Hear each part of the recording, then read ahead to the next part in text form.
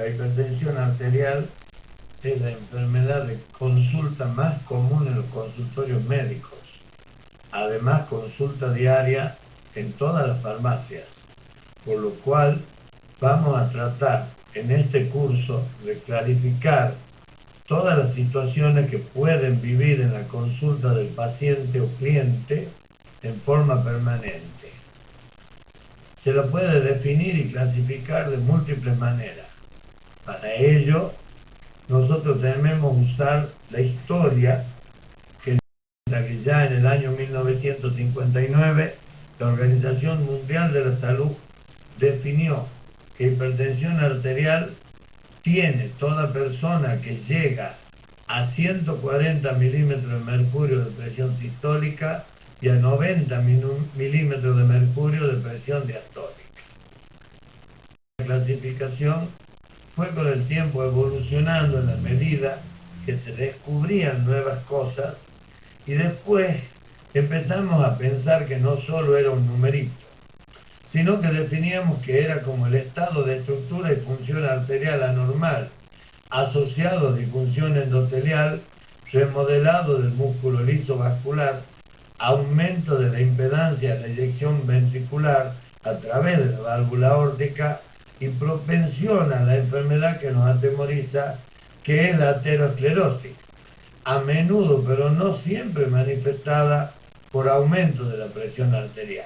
O sea que el numerito empezó a perder vigencia en el año 2004, cuando el doctor Jacob hizo esta definición. Pero también podemos decir que es una entidad multigénica y multifactorial.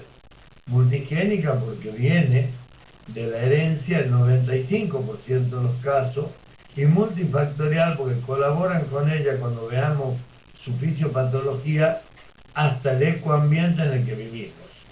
Su aparición es siempre la resultante de un complejo interjuego de mecanismos en que participan diversas neurohormonas, el sistema nervioso, el riñón y el endotelio vascular, y cuya consecuencia es la alteración de la arquitectura de las paredes vasculares y del músculo cardíaco, lo que desencadena factores lipídicos, inflamatorios e inmunológicos que también conducen a lo que ya mencionamos como atemorizante aterosclerosis. ¿Cómo se la clasifica? Porque la gente pregunta, ¿cuánto es mi presión normal? Para todo el mundo hoy tenemos que hablar que la presión normal es menos de 140/90. Sin embargo, en el año 2003, que fue la última vez que se reunió el JNC7, que es el Comité Nacional de Reuniones de los Estados Unidos, hizo esta clasificación que vemos en la diapositiva, donde se la clasifica como normal menos de 120/80.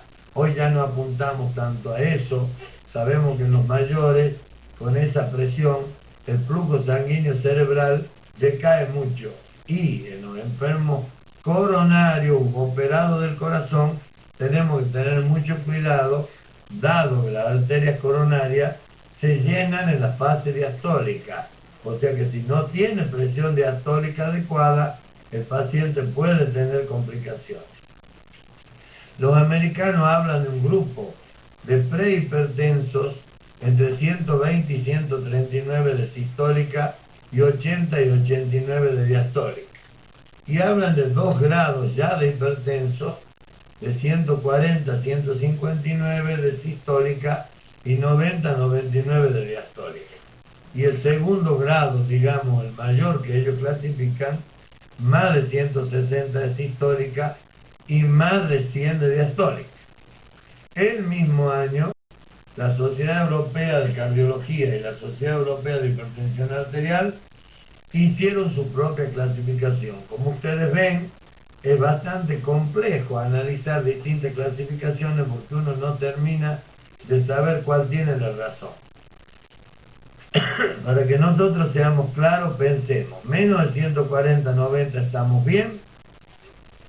En esta clasificación europea también lo define como óptica, como óptima, normal alta, la que hablaban los americanos de prehipertensión, Los europeos definen 3 estadios en vez de 2 y muestran un grupo de hipertensos nuevo, que es el hipertenso sistólico aislado, que suele ocurrir en el adulto mayor, que en clases más adelante lo vamos a revisar, donde la presión sistólica es mayor de 140 y la menor es de 90.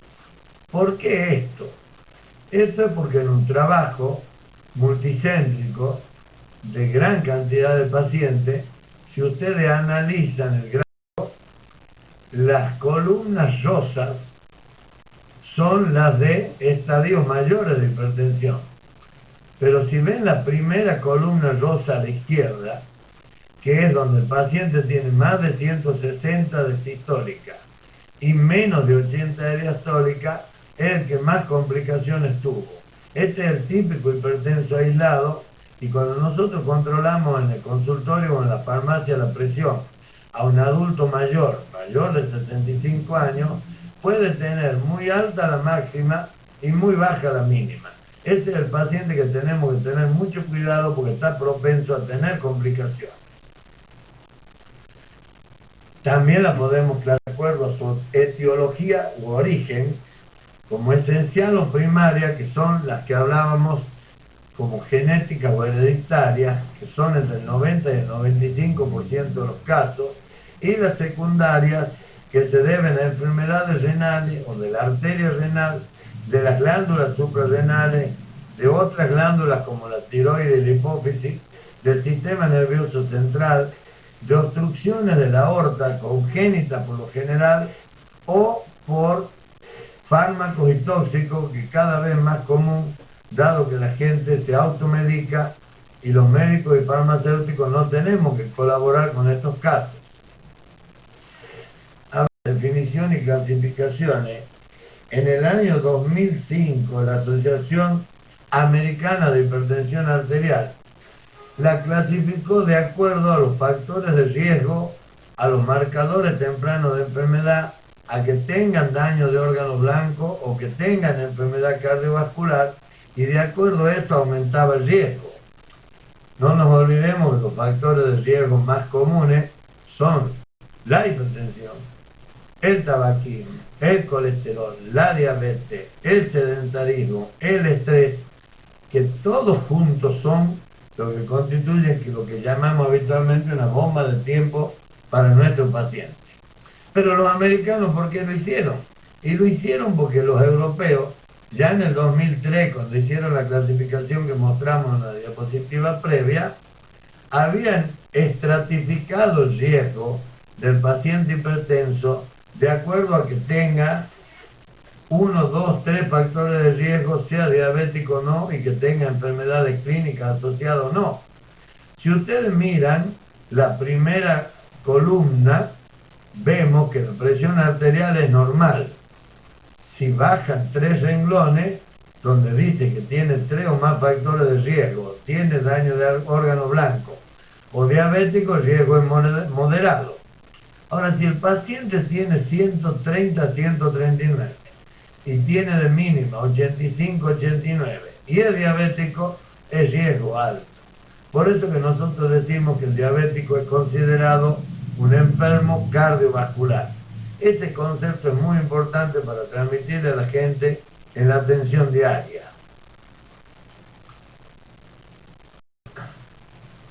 Es, como hemos dicho, la enfermedad de mayor consulta en la práctica clínica diaria. El 26% de la población mundial mayor de 18 años es hipertensa. ¿Y qué pasa a nivel de Latinoamérica? Porque en Estados Unidos sabemos, ellos son los reyes de la estadística y tienen un 30% del promedio de hipertenso, mucho más en lo que tienen raza negra y de peor pronóstico en las mujeres de raza negra. Entonces nosotros vemos en este gráfico que nuestro país, cercano a la media de toda Latinoamérica, que es aproximadamente un 28% que tiene cifras mayores a 140, 90 de presión arterial. Y cuando pensamos en la gente, cuando le controlamos la presión, este gráfico nos muestra que a partir de los 45 años es un despegue llamativo porque miren cómo se incrementa el porcentaje de hipertensos, que frena un poco a partir de los 75, donde ya tener 75, 80, 85 ya es poco importante. Lo importante es, después de los 45 años, lo que se hace más notorio en las mujeres en este gráfico, donde la mujer hasta los 50 años, la columna roja es menor que la celeste de los varones. A partir de allí la mujer alcanza y supera al hombre. ¿Y qué es lo que pasa en ese momento en que la columna roja aumenta? Aparece la época del climaterio menopausia, donde la caída de los estrógenos dejan de proteger a la mujer y determina la aparición de una hipertensión arterial oculta o hereditaria oculta, junto con otros factores de riesgo que también aparecen, como es el colesterol, los triglicéridos y la diabetes. Pero también es cierto que en la Argentina y en el resto del mundo, la mitad por lo menos de los hipertensos desconocen que son hipertensos porque no se controlan o no van al médico.